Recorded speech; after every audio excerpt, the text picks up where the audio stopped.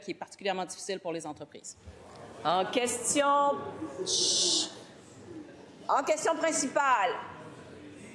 Alors, s'il vous plaît, du côté du gouvernement, vous êtes trop bruyant. Une seule personne a le droit de parole, en l'occurrence moi. Et maintenant, je cède la parole. Je cède la parole en question principale à Mme la députée de Westmount-Saint-Louis. Merci, Mme la présidente. Hier, on apprenait que la CAQ impose 120 millions de dollars de coupures historiques à la SQ, du jamais vu. Le ministre prétend de couper dans la bureaucratie, mais comprenez-vous la menace pour nos régions, surtout dans la Gaspésie? Des patrouilles de nuit supprimées, une douzaine de postes de proximité fermés, 2 hélicoptères en moins, le fin des directions des crimes financiers. Le résultat, Madame la présidente, des interventions retardées, sentiment d'insécurité en hausse, urgence à risque et surtout un vrai bar ouvert pour le crime organisé. Le ministre répète, mais c'est pas ça que j'ai demandé. Le gouvernement n'est pas capable de passer la commande pour la première fois quand ils font la demande. Quelle surprise! Pendant que la CAQ promet de loi et l'ordre, ils sèment plutôt le désordre. Madame la présidente, le choix est simple. On investit soit dans la sécurité ou on ouvre la porte à le chaos. Qu'est-ce qu'il choisit? C'est quoi son choix, le ministre? La réponse du... S'il vous plaît, silence. La réponse du ministre de la Sécurité publique. Merci, Mme la présidente, et merci à ma collègue, parce qu'elle a raison. Elle a raison que de mener ça comme ça amène le sentiment d'insécurité, surtout que c'est un plan que j'ai refusé. Madame la présidente, quand on vient dire que l'endroit où on va couper, c'est sur le terrain, quand on vient dire que la seule place qu'on va couper, c'est dans des postes de police, des services qu'on donnerait aux Premières Nations, aux Inuits, ça va être un hasard qui s'est sorti pendant la nuit puis dans les médias par la suite. On a déjà vu ça dans le passé, Madame la présidente. Il n'y a pas de coupure.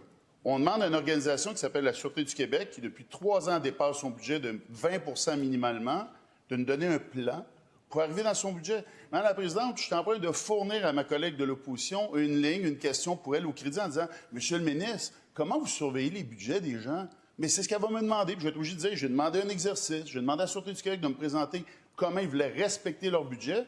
Puis les citoyens qui nous écoutent, Mme la présidente, ils veulent l'avoir pour leur argent. Ils se demandent, quand il y a un budget qui est fourni à l'SQ, puis il dépasse de 20 puis on dit, ben non, on ne pose pas de questions, ça ne passerait pas, Mme la présidente. Alors, le plan, pour moi, il ne passe pas. On a demandé de couper où? Dans la bureaucratie, d'être exemplaire, de couper dans la haute direction, dans des postes de cadre, à d'autres endroits, de faire sa job. En terminant. Les gens me demandaient où couper. Je ne le ferai pas à leur place, Mme la présidente. Première complémentaire. On peut pas...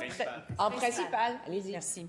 On ne peut pas prétendre de demander des coupures de 120 millions de dollars qui n'aura pas un impact sur la sécurité publique, qui n'aura pas un impact sur le terrain. C'est une demande assez substantielle. C'est une première dans l'histoire de la SQ. Votre prédécesseur, Monsieur le Président, Madame la Présidente, ce qu'il lui disait, chaque fois qu'on avait un problème dans les municipalités, Saguenay, Québec, envoie la SQ. On a un problème ailleurs dans les municipalités, on envoie la SQ. Il y a des coûts associés à ça, soit qu'on a à la baisse sur ce qui concerne la sécurité public ou que le ministre révise la façon qu'il fait ses demandes auprès de la SQ. Il n'est pas capable de faire une demande la première fois pour dire on ne veut pas des coupures auprès de nos municipalités, on ne veut pas des coupures dans nos régions.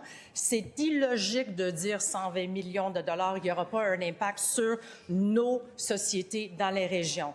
On a un manque d'effectifs, on a des demandes de TSO en supplémentaire, on a des coupures historiques. Madame la Présidente, la CAQ parle de loi et l'ordre, mais ceux qui sont en train de parler, c'est de defund the police. La réponse du ministre. Je veux rassurer ma collègue, on n'est pas comme certains radicaux qui ont demandé ça dans cette Chambre. On n'est pas là du tout quand on parle d'enlever le financement à la police. Je veux la rassurer, on a la même vision, elle et moi. Cependant, vous savez très bien de qui je parle. Cependant, ce que je veux dire de façon claire, c'est normal de demander à une organisation de nous présenter... Est-ce qu'ils veulent poser une question en même temps? De présenter un plan pour arriver dans le budget, c'est normal de le demander, puis trouver des solutions. Normalement, Madame la présidente, on n'aurait pas fait ce débat-là ici. J'aurais dû recevoir un plan, on a dû le questionner, trouver des solutions ensemble. On n'est pas en période d'abondance, on demande à tout le monde de trouver des solutions, mais leur budget, ils l'ont encore, j'ai coupé dans rien. Je leur demande comment arriver avec le budget qu'ils ont. Ça, c'est ce que les gens s'attendent, Madame la présidente. C'est normal. Voilà. Cela met fin à cette période de questions et de réponses orales. Comme il n'y a pas de votre portée, nous allons passer à la motion rubrique sans préavis. Et pour ce faire, je cède la place à la première vice-présidente de l'Assemblée nationale. Alors, j'attends ma vice-présidente, une petite suspension de quelques secondes.